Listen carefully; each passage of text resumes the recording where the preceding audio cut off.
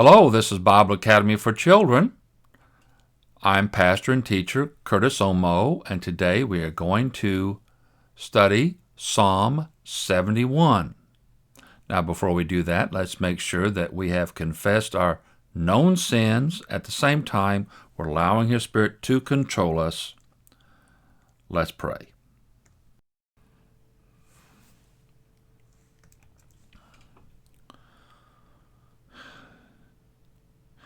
Well, Heavenly Father, we thank you again for this opportunity and all that you have provided so we can study your word. We ask that our hearts and minds be open and ready to hear. In Jesus' name, amen. Let's begin a little bit different today. I want to ask you a question that's over on the board at the top of the page. When you go to the Lord for a great need, like deliverance, are you confident that God will deliver you? Think about that for a moment. Are you confident? Do you really believe God will deliver you? Let's continue on the board. We will see how the psalmist asks and expects an answer to his prayers. We will see his confidence and why he is confident. So we're going to learn about how to be confident, expect an answer from God. Let's begin with our normal introduction. This is an individual lament psalm. The psalmist calls out for his great need of deliverance. The message: the psalmist is confident that God will answer his petition for deliverance from his enemies, just as he has done all his life, resulting in more praise and testifying of his mighty deeds. The outline: there's no superscription. We haven't had one of those for a while. Roman number 1, the psalmist goes to the Lord in his time of need, expecting deliverance, verses 1 through 4. 2, since the Lord has cared for him in the past, the psalmist confirms his confidence in the Lord to care for him in the present oppression by those who harm him. And then 3, the psalmist, expecting continuous deliverance, praises God for deliverance to come. So we can see this is a lot about confidence, expecting answer to the prayer regarding deliverance. All right, let's begin in Psalm 71, verse 1. The psalmist trusts in the Lord to never be put to shame. Verse 1, in you, O Lord, do I take refuge. Let me never be put to shame. So notice the first two words, in you. From a position of being in the Lord, the only place he can find real refuge is in the Lord. Now, you might think of refuge as your house, or maybe your room. Your house may be a refuge from the outside. Your room may be a refuge from the house. You can go inside your room, right? Well, so he's thinking about his refuge is in the Lord. His position is drawing near the Lord. That's where he takes refuge. He goes on to say, let me not be put to shame, never be put to shame. That means humiliated. In other words, Lord, you're going to answer my prayer. I'm not going to be ashamed out here. One has to put oneself in the Lord for protection so as not to be shamed. He doesn't want to be shamed by those on the outside. And he believes that once he's in the Lord, once he stays focused on the Lord, doing his will, the Lord will take care of him. Verse 2, in your righteousness, deliver me and rescue me. Incline your ear to me and save me. Well, this one has a lot to it, doesn't it? Just a couple of short lines. This time it's in your righteousness. He knows God's righteous. When he's in the Lord, he's in the righteous place. There he says, deliver me and rescue me. Again, this is from those on the outside. Incline your ear to me. That's like saying, listen to me and save me. Now, he goes from in the Lord to in your righteousness. Knowing that God is righteous, the psalmist expects deliverance. You see, he's living the righteous life. He knows God wants him to live the righteous life, so he's doing his will, and he expects God to, we've used this word a number of times, vindicate him, that is, make it look right because of what he's doing. And because he's doing the right thing, God will do the right thing towards him, and he'll be vindicated. That is, he'll be rescued from those who are trying to do him harm. So, let's begin here with this first point about confidence. Now listen carefully. The source of his confidence, the basis of his confidence, is his relationship with the Lord. He knows the Lord. He trusts the Lord. Knowing that he's righteous, he trusts in a righteous Lord. So, since he does that, he can tell him to listen to me, incline your ear to me. That's kind of like saying lean over and listen. And save me. Verse 3, be to me a rock of refuge, to which I may continually come. You have given the command to save me, for you are my rock and my fortress. Let's picture yourself out where there's some high cliffs and mountains. All right, here's the ground down here. I'll draw it on the board. Okay, here's the ground down here, and up here there's some cliffs, okay? All right. Now, whoever's down here is going to have a hard time getting up here, aren't they? So let's say that he's right here. This is the refuge.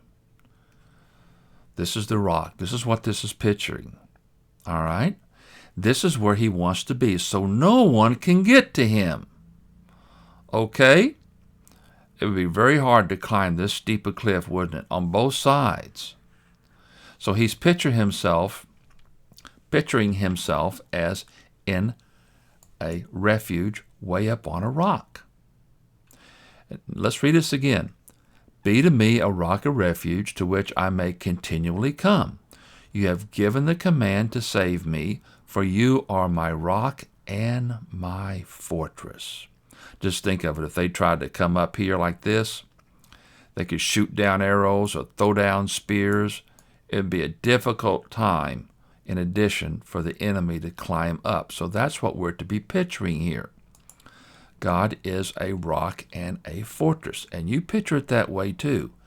Out of reach of the enemy, out of reach of their words, the pain they want to cause you, whatever weapons they want to use against you.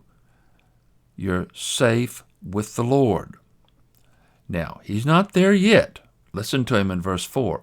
O my God, rescue me from the hand of the wicked, from the grasp of the unjust and the ruthless. The ruthless are those who are very cruel, who are oppressive, who just are downright mean. Okay? Unjust is those who do wrong. They're the ones who do wrong. They're the ones who want to hurt him. So he's calling for God to rescue him. Now, here's some more confidence coming up in verses 5 through 13. Here's why he can expect God to help him. Verse 5, for you have been, or we could say, are my hope. Either one of those will work here. All right?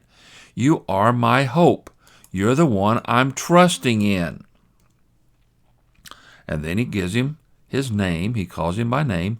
Lord, that's our word, Adon. Remember, that means master, sovereign. God is the ruler. Lord, that's a name for the translation of Yahweh. That's the personal name of God.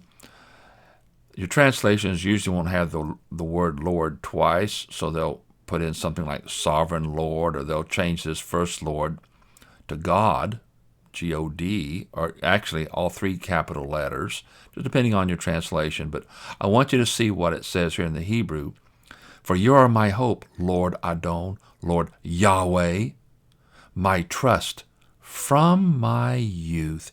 He's been trusting the Lord from his youth. Now, let's look at you. I'm assuming you're still a youth. If you're not, you were once. If you got some adults listening to this video, but let's just talk to you as if it is for children. You start learning to trust the Lord right now. You start seeing him rescue right now. And when you get older and those tests get bigger and tougher, you will have confidence because you learned to trust the Lord when you were young, right now, see. So let's start to do that. How do you do that? You choose to do it. Now, just watch. As soon as you get done with this lesson, the next few days, you're probably going to have a test. Are you going to apply this? Are you going to trust the Lord? You got yourself in a situation, maybe on purpose or maybe accidentally, and you need the Lord's help. Maybe someone is chasing after you in a sense of wanting to hurt you or say things about you that's untrue. Go to the Lord about it. Put it in the Lord's hands. He is the one you go to. He is your refuge. He is your rock. And because you know that, it says, for you are my hope. You're confident that God will take care of you. Lord Adon, Lord Yahweh, my trust from my youth. You know, you can call the Lord these words. You can call him Adon or Yahweh. In fact, you can say it just like this and mean it.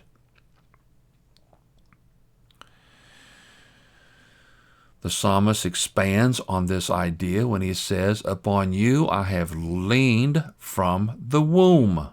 You are he who took me from my mother's womb. In you I praise continually. Now, the womb is where a baby's made, inside your mother. And what he's saying, and he's expressing the idea that, Lord, I've trusted in you since very, very young.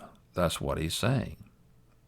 So as soon as you understand who God is and you've trusted in Christ, you can start to do this. You may be 4 or 5 years old, maybe a little older. That's fine. You learn a vocabulary, you learn these words as you're doing now, and you trust the Lord. You learn to trust the Lord. Something you don't like or something you want, you go to the Lord about it. He says again, notice this line, in you. See that again? In you. That's in that place of refuge. He's in that place of refuge. It's in here he trusts the Lord. See? Let's see if I can write that with a pen. There we go. It's here he trusts the Lord. His safe place, his refuge. Now, so he's protected, all right? Now, let's get away from this image just for a moment. Let's think about he's out there now, and people can see how he somehow seems protected. So what do people think, and what do they say? Listen to verse 7. I have become a marvel to many, for you are my strong refuge. You've probably heard of Marvel Comics, right? Well, Marvel basically means something along the idea, it's really something to look at. It's a wonder to look at. In the Old Testament, that word is used for some sort of sign from God or something that's going to happen. And God would give people signs. If you want to check that out, look at 1 Kings 13:3 and 13:5. 1 Kings 13:3 and 13:5. So what he's saying is that he himself, he's become a sign of God's protection. And notice, to many, that would be his enemies and those who still see him as a friend. Both those who are loyal and those who oppose him. You remember David, if you've studied some of the other Psalms, it was often David in the position where, well, he might have someone in his kingdom in rebellion. His son rebelled against him, and much of the kingdom turned on him. He fled with some people, and those would be those who were loyal to him. And as they saw, both groups saw David delivered, they'd have to realize that God's with him. Or they ignore God altogether, and then they're in big trouble, aren't they? He explains why they marvel at him. For you are my strong refuge. So we see that he is trusting in God. He's in that place of safety where God is taking care of him. God is continually protecting him. So what does he do? What you might expect.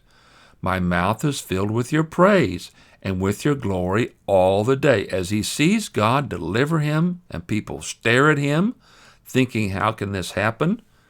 He praises the Lord. He gives him glory. You're marvelous, God. You are wonderful. You are the Almighty God, the all-powerful God, Adon Yahweh. You're my God. You're the creator of the heavens and the earth. You take care of me all the time. You have protected me since I was really little, and you continue to do so. So he praises God. Verses 9 through 13, he says, in verses 9 through 13, the psalmist writes of God's continuing faithfulness to him. Do not cast me away at the time of old age. Do not forsake me when my strength is spent. Now he's talking about being old. Lord, when I get old, all right, when I get old and gray, do not forsake me. Do not abandon me when my strength is spent. That means when he gets weaker. Now that happens to older people. They get weaker. They're not strong like they were. They might lose their eyesight and their hearing, not be able to walk around very well. As they get weaker, they're saying, Lord, don't reject me. And this is the type of thing that a lot of people do to older people. They begin to reject them. They're not comfortable around them. Perhaps they don't speak well or can't hear very good. And that becomes extra work to have to deal with that, as you have to take care of older people sometime, like your parents, something that good young Christian people do. They take care of their parents as they get older. But listen to what else happens as he's getting older. For my enemies talk about me. Those who watch for my life consult together. Now, this is interesting. He still has people working against him. They consult together. That means they plot together. They make plans on how to hurt him. And let me say, it never stops. You know that I'm an older man. It always continues.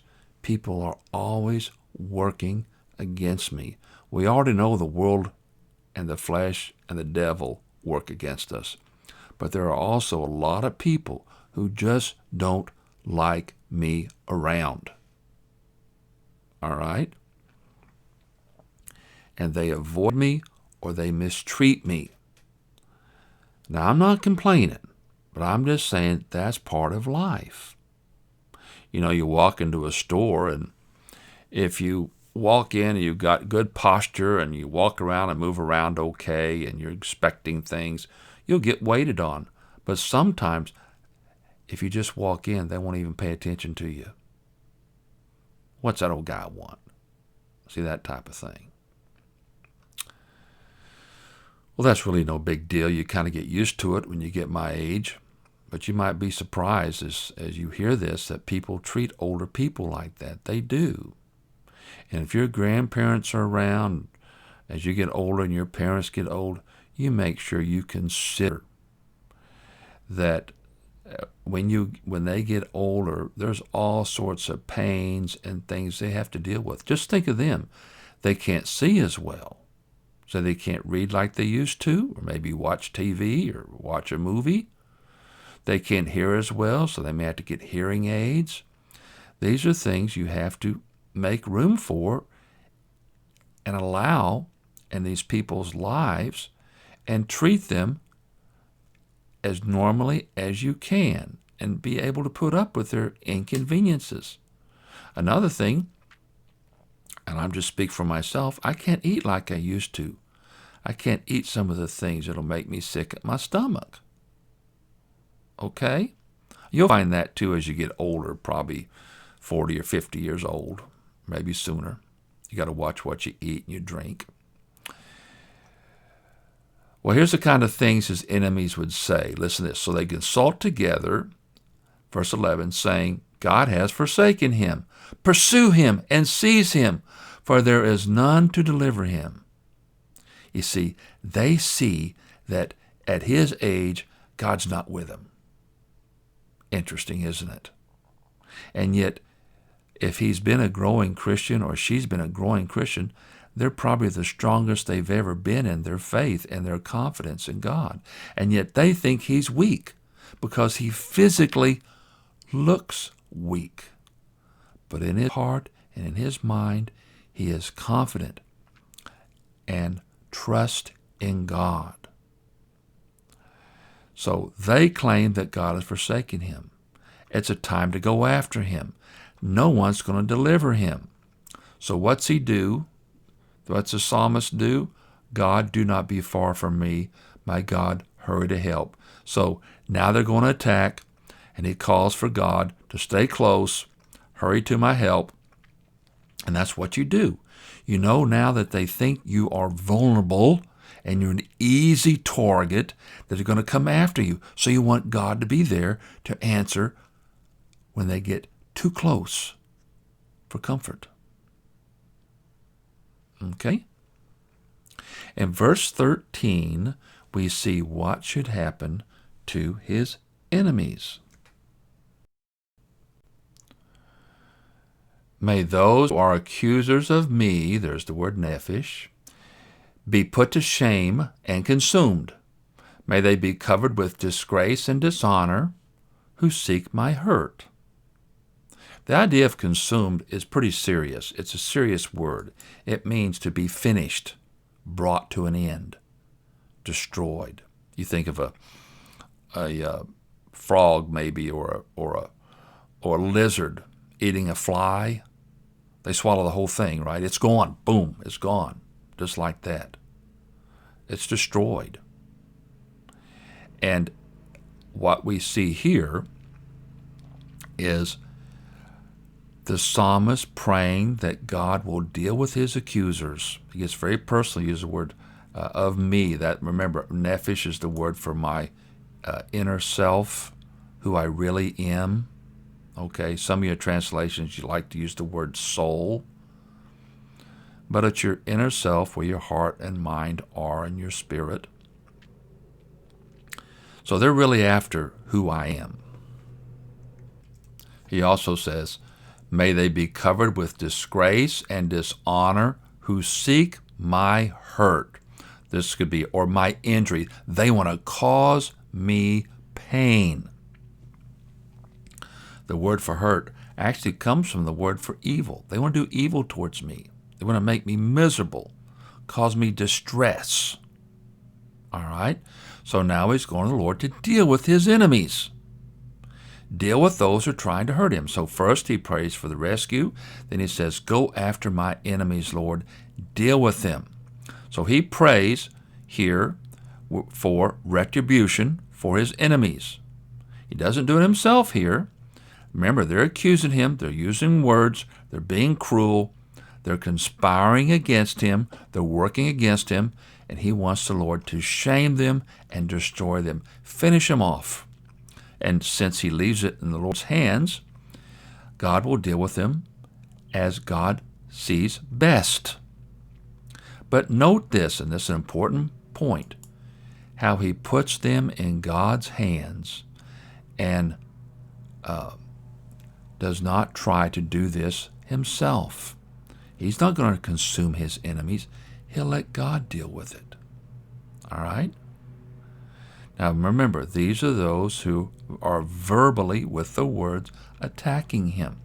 They're not going after him with bows and arrows, though I kind of use that in the illustration. But their bows and arrows are their mean words. And he will let God deal with them. Well, we come to our final section, which speaks about the psalmist expects continuous deliverance. So he praises God, but I will hope continually, and I will add to all your praise. That's verse 14. Verse 15, my mouth shall tell of your righteousness and of your salvation all the day. That's like saying all day long, though I do not know the numbers. That means that there's so many that he can't even write it down. But let's look at verse 16. I will come with the mighty deeds of the Lord Adon, Lord Yahweh. I will bring to remembrance your righteousness, yours alone. So let's break this down a little bit. All right, let's go back. I'm just going to lower the screen here and let you see 14, 15, and 16 together, okay? Now, let's talk about it. As he gets older, he will keep right on praising the Lord, telling of his righteousness and salvation all the day long. This says that he will let others know what God does for him. That's what he's saying. All right? One more time. Let's look at verse 14. I will hope continually. He continues to trust. Here's his confidence being expressed. He expects the Lord to answer his prayer, to get deliverance, to find that refuge, for the Lord to destroy his enemies, to stop them talking, whatever it takes. Then in verse 15, he'll tell of God's righteousness. He testify of the Lord's righteousness, of how he continues to deliver him all the time. Now you think about this. God delivers you all the time, whether you know it or not. If you're out in a car and out in traffic, he protects you out there. He protects you on the street. He protects you at home. Think of all the things that could harm you. You ever stood on the side of a street and watched big trucks drive by? How mighty and powerful they are, or a big bus, and how that could squish you in a second. The Lord protects you from all kinds of things that you don't even see or are aware of. And you remember that. And you also continue to pray for your protection and your family protection, your brothers and sisters, if you have any, and your parents. You pray that God will continue to protect them and your friends and all the believers you know. Okay? And then what happens when you see this happen in your life? You'll continue to praise him. That's what verse 16 is saying. I will come with the mighty deeds of the Lord. Lord. In other words, he's going to keep calling out and telling of what God is doing, what great things God is doing. Don't ever be afraid to tell people what God has done for you. You say, well, I don't really know what he does for me. Well, you can just remember, if you're walking with the Lord, he's doing things for you all the time, all day long. Don't you have air to breathe? Doesn't he keep you alive? Did you eat breakfast or lunch, have something to drink, clothes to wear, place to live, right? All those things are God's constant provision. Last line here, I will bring to remembrance your righteousness, yours alone. Lord, I will remember how righteous you've been towards me. So what we see here as he ages and experiences life, as you will as you grow up, you keep right on remembering that it's the Lord who is watching over you, providing for you, protecting you, and you praise him for that. You do that every day. In fact, think about praising him throughout the day. Lord, thank you for getting me here. Thank you for us getting home safe. Thank you for providing this meal. Thank you for letting me have a good, safe sleep last night. See, there's all kinds of things you can praise the Lord for. Think back over your short life and just remember some of the things, how God has preserved you and provided and delivered you from all kinds of maybe bad people and difficult situations. You do that the rest of your life. Verse 17, the psalmist recalls his youth. Listen to this one. I like this one. Verse 17, God, you have taught me from my youth, and I still declare your wondrous deeds. Of course, the psalmist is an older man now, but he can recall how God taught him when he was just a kid. He still does it. He still declares the Lord's wonderful deeds. Listen, young person, however young you are, whether you're 5, 6, 7, 8, 9, 10, let's say you're still all the way up to a teenager and you're listening to this, you remember what God has done for you every day. And you stay focused on that. Don't forget that. In fact, you might plan throughout the day times to talk to God and give him some praise and thanks. Don't let the world distract you. That ball game or that game or whatever it is that's keeping you away from your time with the Lord. You can have lots of fun in life, and it's a lot better when you know the Lord's with you in what you do. Notice the second line, and I still declare your wondrous deeds. No matter how old he is, he still speaks of God's wondrous. That means extraordinary, his marvelous deeds. Verse 18 looks to the future. And even when I am old and gray, God, do not forsake me until I tell the next generation about your strength and to all coming afterwards about your power.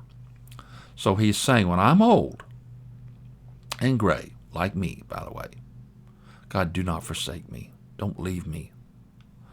Let me continue to tell the next generation, that is, the people younger than me. All right, that'd be like me telling people 40 and under. And people who are younger than that to tell people even younger than them. So you keep telling generation after generation. They'll be like your grandfather telling your parents, and then telling you, grandchildren, and then great-grandchildren, how great God is and all the things he's done. And notice, in doing that, they speak of his strength, about your strength, right? And about your power. You remember this. God is always powerful enough to do what he wants to do for you. He never runs out of fuel. He never runs out of strength. In the next few verses 19 through 23, the psalmist remembers what God has done and also vows, it's kind of like taking a promise, to praise him more. He says, your righteousness, O God, is to the height, that means to the heavens. You have done great things, O God. Who is like you? That's a question that doesn't expect an answer unless you just say, no one. No one in any way is like God. But he talks about his righteousness. It has no limits. That's what that means. It's incomparable. No one can touch the righteousness of God. He's far more righteous. Well, first of all, he's perfect and he's holy, right? And only God is perfect and holy. Jesus Christ as God is perfect and holy. And as a righteous God, he says, you have done great things. Not only in his life, he knows in the life of Israel.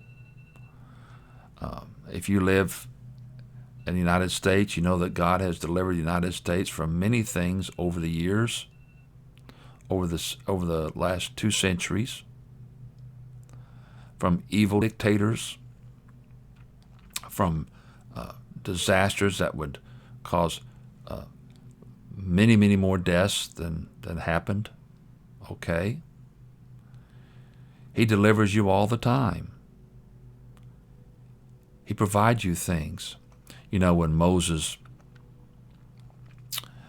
started singing about the Lord, some of his praise, just think he had went through the desert. He had seen God, and he was in the desert, I think, the time this was sung, but he had seen the plagues and how they were delivered from the plagues and how they delivered from Egypt and through the sea that was divided. Listen to what he says in Exodus 15:11 in his praise. He says, who among the gods is like you, Lord? Who is like you, majestic in holiness, awesome in glory, working wonders? Notice when he says, who among the gods? That'd be like the Egyptian gods. And their gods were really nothing. At the most, they were demons, but they were weak in the face of God's power. So he raises that question, who among the gods is like you, Lord? Who is like you, a majestic in holiness, awesome in glory, working wonders? They have seen that in their own lives. And you probably have too. I say probably. You just have to acknowledge it. You just have to realize how much you're provided for. Do you know that God keeps planet Earth from spinning out of control? Do you know he has given us his sun to provide us warmth? And he has kept it at just the perfect distance so we don't burn up, or too far away so we freeze? He doesn't let Earth spin off into space where we don't have any air, right? He has provided a system for us to breathe, for us to eat. Even within our bodies, a system to eat and breathe. You see how much provision he has all the time? You may study science. That's a good place to learn more about God, how he works in your life, how he has provided you all kinds of things.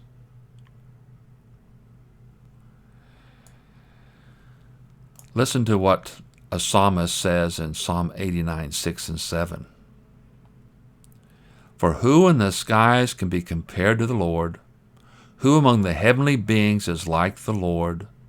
A God greatly to be feared in the council of the holy ones, that's the angels, by the way, and awesome above all who are around him.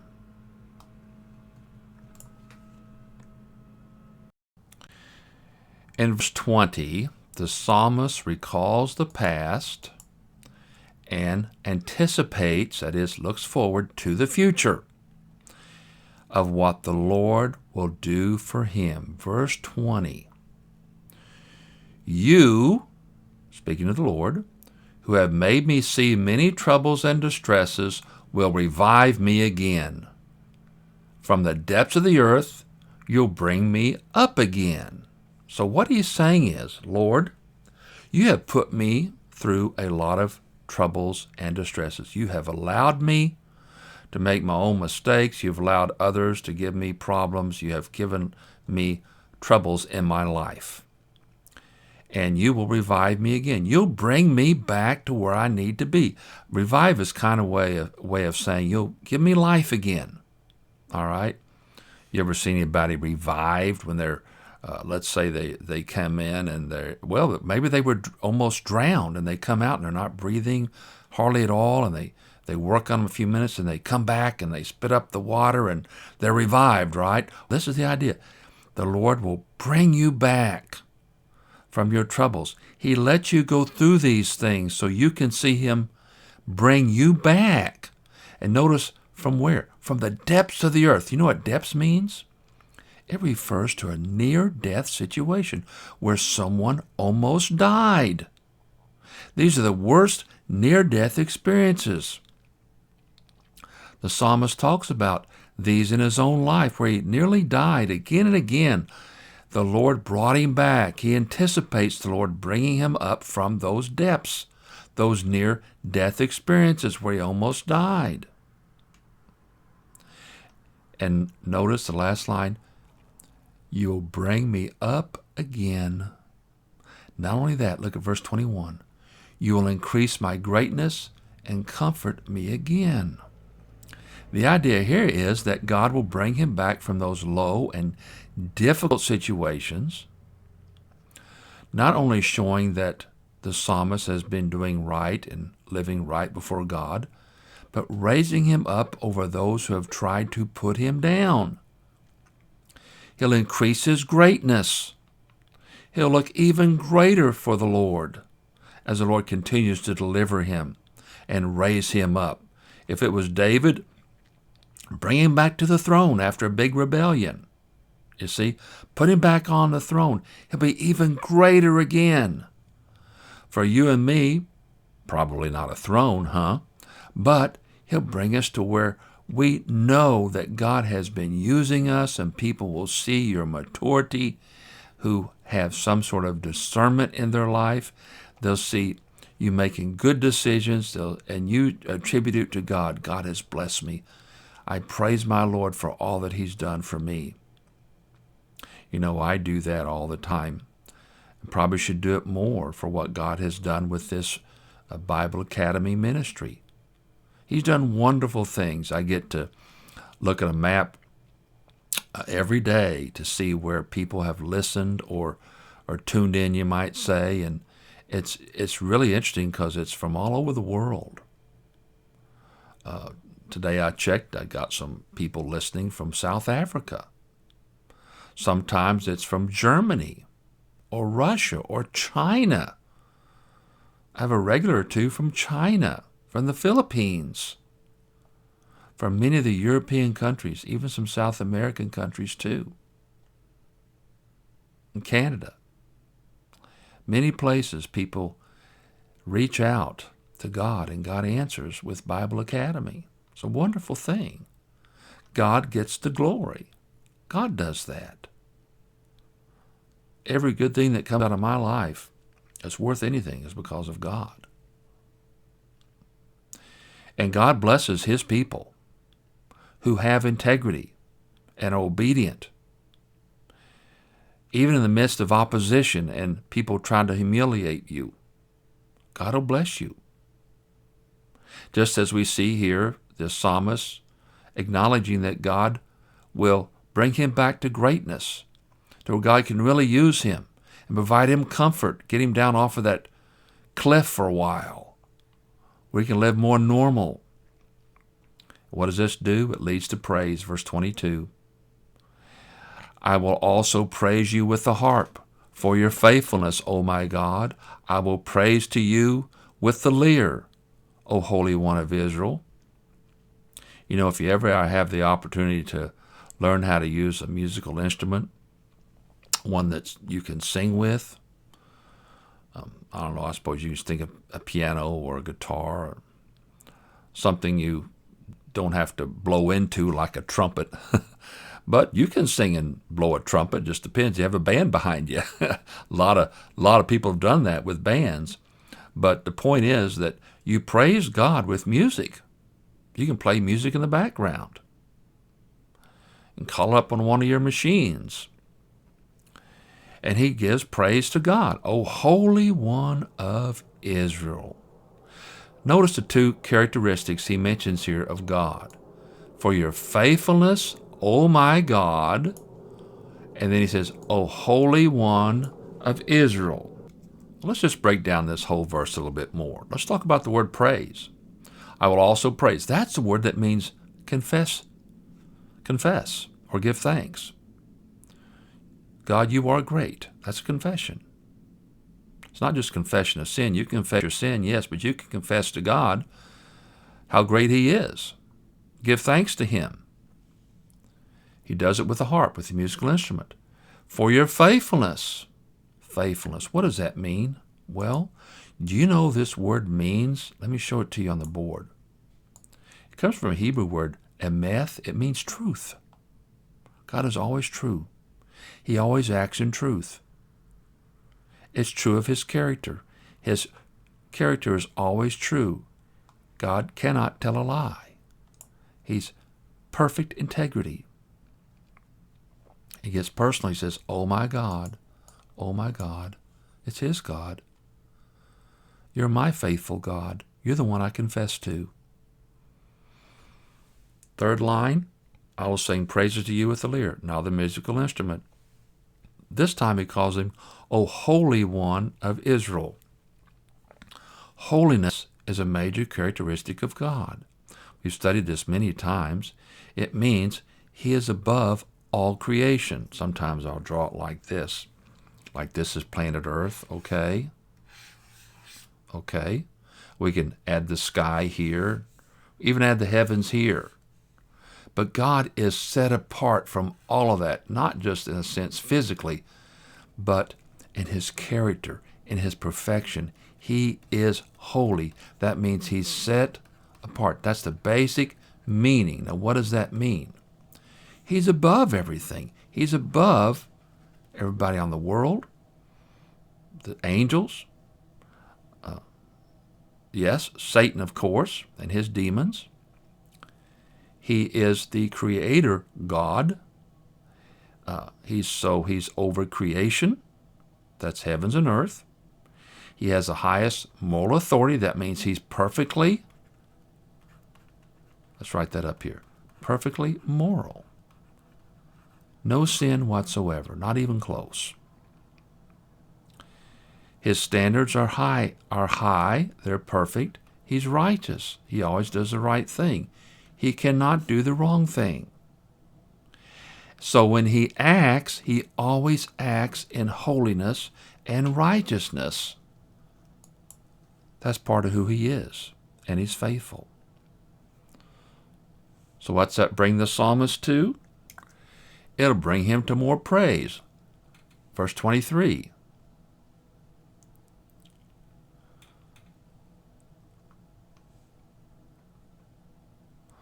My lips will shout for you. Yes, I sing praises to you. And there's actually the word my nephesh, that's what this is saying, my inner self, which you have redeemed. So he will continue to shout for joy. Yes, I sing praises to you. That means, yes, I really will. Indeed, I will. Yes, I will. And it's very personal. From my deepest being, my nephesh.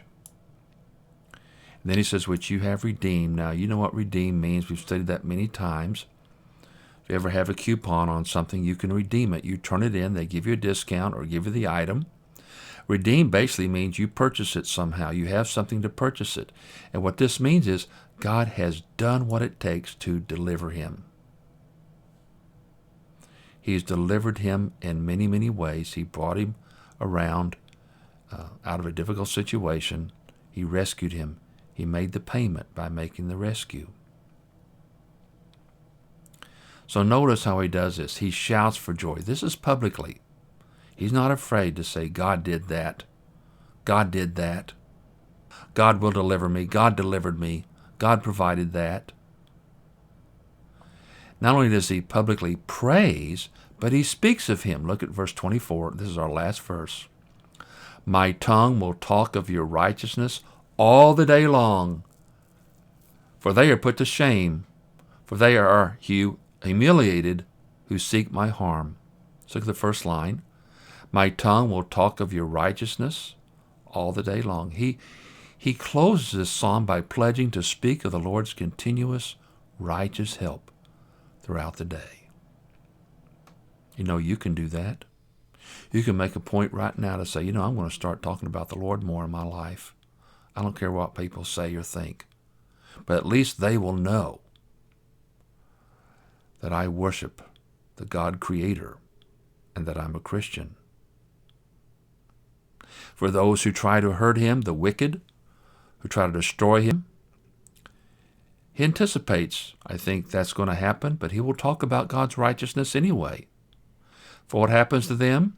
Second line, for they are put to shame, for they are humiliated who seek my harm. So those who want to hurt you, maybe for praising God, God will deal with them. They will get justice. This is what a holy and truthful God does. This is what God does in his righteousness. They will be embarrassed, ashamed, and humiliated. So, rather than think of yourself being ashamed or humiliated when you praise God, think about what's going to happen to them when they are critical. But you know, sometimes you'll find some people who'll say, well, I wish I had a relationship with God like you. Well, there's an opportunity to witness to them and tell them about Jesus Christ. So what he's saying here is, at the end, he will keep the praise, he will keep talking about God going in his life. And as he gets older, he can look back and see how God has done so much for him and talk about that, and then he can talk about it as God continues to deliver him even as he gets older. And this is the way you want it to be, young people. You want God in your life throughout your life so you can praise him right up to your old and gray. Well, let's close by reading the psalm. It's kind of long, so I'm going to read a little faster than maybe what you're used to, but see if you can listen carefully. Okay?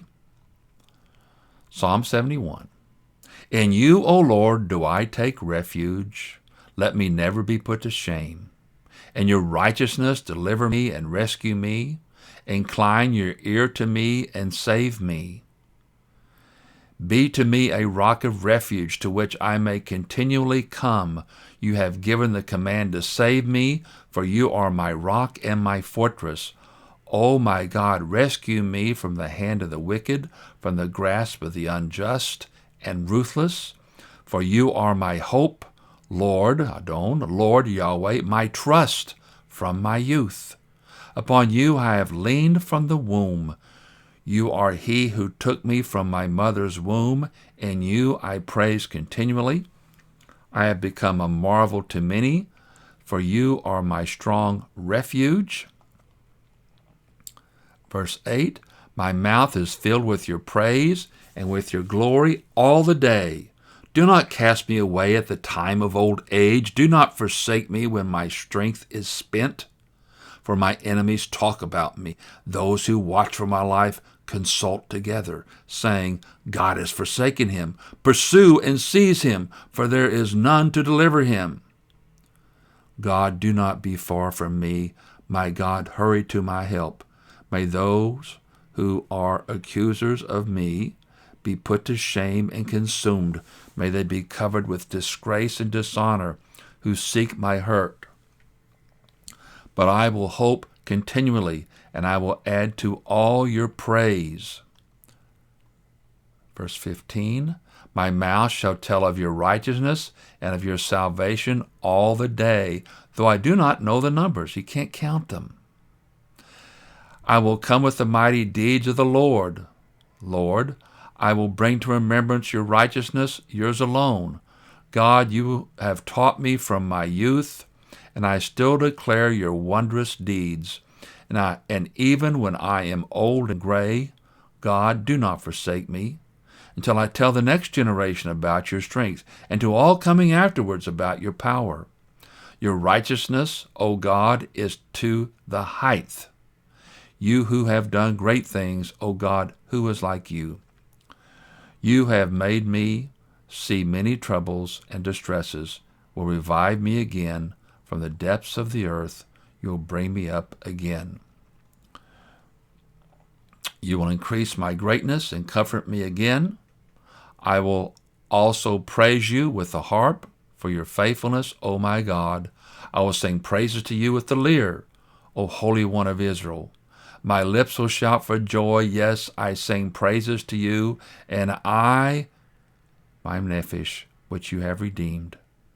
My tongue will talk of your righteousness all the day long, for they are put to shame, for they are humiliated who seek my harm. Let's pray. Father, thank you for another wonderful psalm. Lord, may we realize how we too, like the psalmist, can be confident in your deliverance. May we grow in our confidence and in our faiths so we can praise you all our lives, and people can look at us and say, truly, his God is with him. We thank you for these things now. In Jesus' name, amen.